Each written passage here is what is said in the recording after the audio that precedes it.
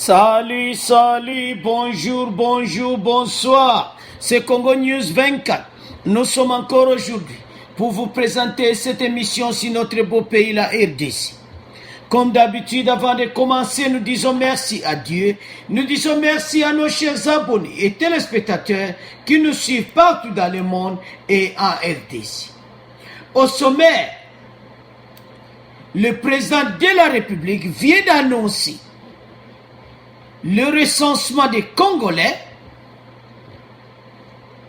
donc identification de tous les citoyens congolais, identification biométrique de tous les citoyens congolais. Bandeko, président de la République a lancé le recensement Bandeko. Donc identification de tous les Congolais et puis biométrique, identification biométrique de tous les Congolais Bandeko. Toko développer une émission na biso. Et puis toko le sur problème ya Congo central pour le moment bazana Kinshasa ba bengsa ki bango bandeko. Alors ba vous allez devant le procureur sur convocation ya ministre de l'Intérieur. Donc gouverneur ya ba Congo na vice-gouverneur na mama Mimi pour le moment bazana Kinshasa. Toko développer une émission na biso bandeko. Alors commençons avec le premier point. L'identification biométrique de tous les citoyens congolais. Alors, commençons avec le premier point. Le président de la République vient d'annoncer l'identification biométrique de tous les citoyens congolais de ce pays, où le dernier recensement de la population remonte en 1984. Bandeko, président apesi maloba na ye message na ye campagne na ye bandeko ete kalate na 2020 bako banda recensement ya population congolais et salama depuis 1984. Vraiment mboka na biso donc me Kabila bana 18 ans bakanisa kata makambo te vraiment. Donc, le nombre de personnes qui ont 80 millions, donc ils ont juste été. Il faut recenser ça. Et puis, sur le recensement, le président de la République a annoncé encore la mise en place des visas électroniques d'entrée en RDC. Et puis, c'est sur visa moko électronique. Pour voyez le nombre de bateaux bazako kota, pe nombre de bateaux bazako bima. Et cause l'électronique bandeko. Parce que mboka na biso laisser aller eza impossible. Bateau bazo kota, toujours bateau so batango babimi, ou bien bazaka donc eza mawa. Yango a lancé à lui le kota bandeko. Donc, pour le moment, toko comme un numérique na makambo ibele na RDC. Yango président de la République a pesi maloba. Le chef de l'État a aussi annoncé le lancement de la campagne de tous les citoyens congolais en vue de doter notre pays d'un registre national de la population d'ici 2020. Donc avant l'année 2026 là, to comme un registre moko national. Bako beta kombo nobo kombo na yebi. Donc comme un numérique donc makambo nyonso bandeko parce que ndebozo mwana photo wana eza biométrique otie musapi na yo ba donner na yo nyonso ebimi bandeko. Quelle joie yango chaque jour makambo kitoko kaka eza koya président azoya kana makambo asika bandeko. Alo bandeko tala mboka ezokende liboso. Alors, tout le monde a un recensement. 80 millions en ezakana ba fond donc eza montant moko exact. Parce que na kati wana eza na ba Rwandais, ba Burundi, donc bikole belé do ba yana ba ona RDC. Donc avant na ye, mazane mutu na bisote. Il faut pas identifier bango quel que soit ba kovanda na RDC, mais il faut pas yeba ke yo ozalaka Rwandais.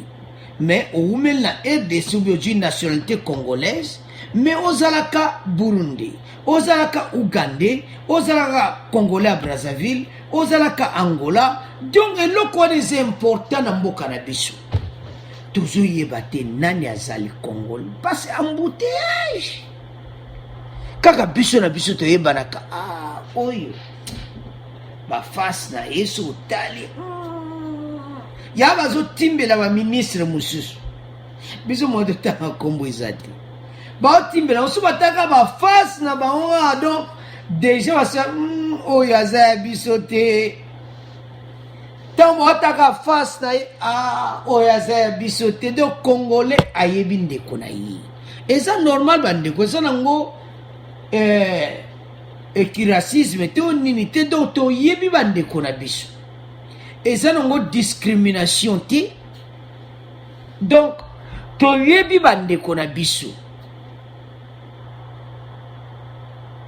parce que congolais identification congolais eza facile ebele mpe bachange na bango ndire baface mais nde babotama na RDC mais so tali ekaka tamba atala kan surtout congolais atala mika na tête po ayeba bata est tanga kaka tête wana ka oyaza ya biso te do baface wana ekenda donc mwena lobeya te do wana totiki bino moka bokomante do ta otaka baface wana do ezopesa deja oyaza ya biso te yombo baotimbela bato ebele do congolais po atimbela eza facile do bayebi na bango baza na bango mpe wana alors makambo ezokoma polele bandeko biométrique eza eloko moko ya kosakana nango te parce otia mosapi na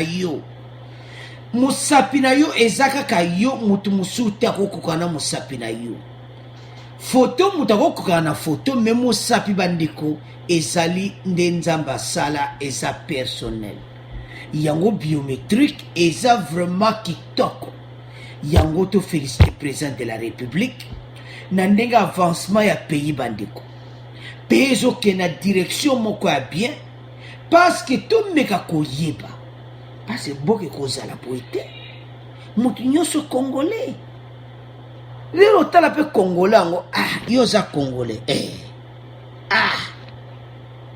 moto lobi eza te oleki no kaka ozuka mpasi oloba ne lingala oza no congolais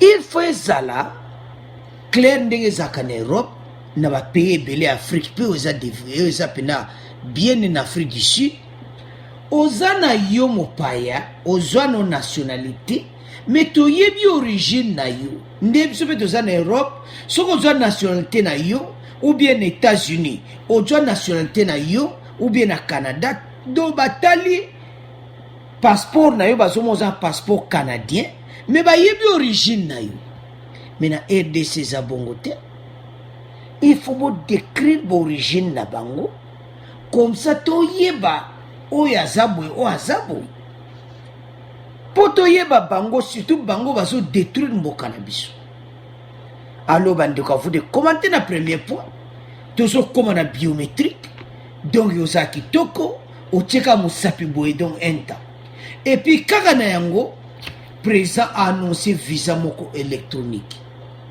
visa électronique elaksini ekozala possible ya koyeba le même jour nombre ya bato oyo bakoti nombre ya bato babimi c'est-à-dire so moto wana akotaki soko moto wana abimi edesa koyeba ke moto wana akotaki abimi mais biso banaka bakota na bango donc yango annonce pe ke bakotia système wa visa moko électronique alors bandeko mboka ezokoma développer yango toloba na émission passée que le président de la République a changé RDC et comme à un niveau mosusu alors bino bandeko to soutenir œuvre oyo ya chef de l'État mosalo azosala ezosenga soutien ba congolais yango tokangana totambusa mboka na biso parce que tant tokoma na ba biométrique bandeko eza esengo tokomi on dirait ba pays développé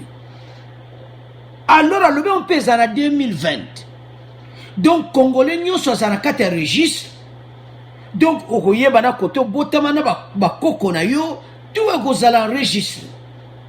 Parce que pour le moment des autres toujours yebate nani aza congolais nani aza congolais te.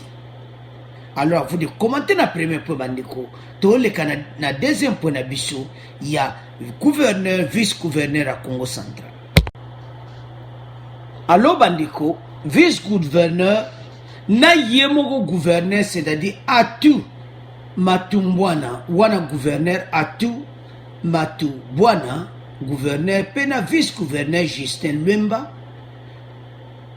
sont interpellés, convoqués à Kinshasa par le vice-premier ministre sortant chargé de l'intérieur et de la sécurité. Pour consultation, les deux personnes citées dans une affaire de tentative de viol devront être attendues ce mercredi 4 septembre par le procureur général près de la cour de cassation. Bandeko, bango pour le moment bazana Kinshasa, bazala qui interpellé et puis bamonana qui devant procureur bandeko pour être bango bafunda ki assistant na ye assistant du gouverneur Mimi Muikita Aketa obozo mona wana ye as assistant ya Atou Matubwana assistant ibandeko ya gouverneur. Alors afunda ki vice-gouverneur Justin Lwemba était alingaki a violé. Alors basala ki banquette bamona ki te bango tout il faut baya na Kinshasa basambisa bango parce que y a porté qui plainte na ye, elle avait déposé puis retiré sa plainte parce que a posé qui plainte na ye te banba violé. Mais après a retiré qui plainte na ye parce que gouverneur na vice-gouverneur basenga démission na bondo baza échoué pour le moment. Donc pour le moment batie mutumo asime intérim na bango comme intérim ya gouverneur Matumpa Buka Marcel ye mutu azala intérim na bango na Congo central. Alors bandeko situation oyo ezali pena kitoko te parce que omona etelekama boye esalami police aye bakuti Justin Lwemba mutakala et puis jour elandi mbala moko ake musala non pe kozala boye te quel que soit baolobaka eza mama Mimi asalaki plan akosele makambo tout ça mais il faut basambisa bino toza na état de droit wana deja tozo bafouer état de droit toza na état de droit. Alors il faut makambo oyo bandeko bayeba mosindo nango parce qu'il y a des assistants ya gouverneur. Alors Justin Lwemba tango bakangaki wana zolo baki babimaka na bango a violé na yeti. Oui, pas toi comprendre. Alors kosala babiloko ndenge wana na kati ya province bureau provincial boza entre bino bozo sala ba aventure be kobo biloko wana eza vraiment kitoko te.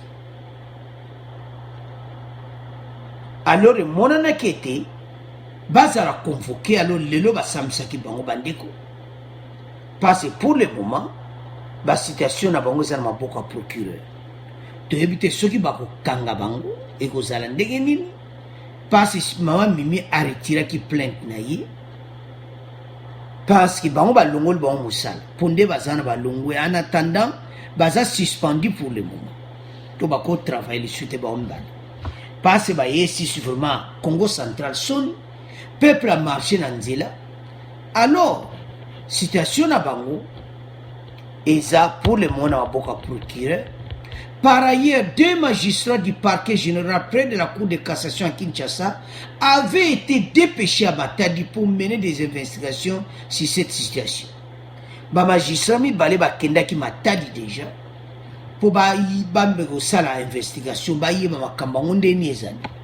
En attendant bako bimalis baza sous devant procureur bako samba baye ba station mais pour le moment ça suspendu bandeko. Alors peuple yamba aluba que peuple d'abord peuple atambola ki aluba ki bamba c'est suspendu. Alors baza suspendu parce le peuple d'abord peuple atambola nzela na ba pancarte balobi bato kobo bakoza sous gouverneur na vice gouverneur. Alors boyebi bino mona gouvernement oyo o meki ozana problème. Alors pour le moment bandeko bango mibale baza suspendu et puis baza devant procureur to éviter nde makambo baza ko ça l'investigation de nekosuka. Alors na yemo mama mimi pe aza sous investigation so akosaki ye mama mimi ba kanga epe. Alors et to comme l'état de droit ba ko kanga moto ndenge wana te. État de droit, il faut que mutu mutaza libre. Bango nyoso va se présenter, bazo avocat na bango et puis basam. À vous de commenter bandiko pour la point moment minute comme ce qu'on a résumé. Alors bandiko to comme na résumé na biso. Ndenge to landi na premier point to comme na biométrique. Ah, président Félix akana ba surprise moko impossible. Biométrique bandiko. Ocheka musapi boy ba détail nyoso bi. Mboka na biso bana basala recensement en 1984. Alors, 80 millions d'habitants, les gens ont penda juste. Alors, maintenant, donc avant 2026 là, à vous de commenter bandeko, to komi biso yo se registrer, bako yeba yo, tango tchaka musapi boba yebio bandeko. Alors, deuxième pote le yipona, vice-gouverneur na gouverneur à Congo central, bako sa baza devant procureur puis baza suspendu bako sa ajouté et puis bango tuna mami bazo samba baza devant procureur. À vous de commenter bandeko. Alors bandeko pour clôturer toujours le bandika mokwiti mboke zo ke na direction kitoko to senga peuple congolais à la uni to longola ba division quel que soit ozana parti boy to sangana to tamsa mboka na biso.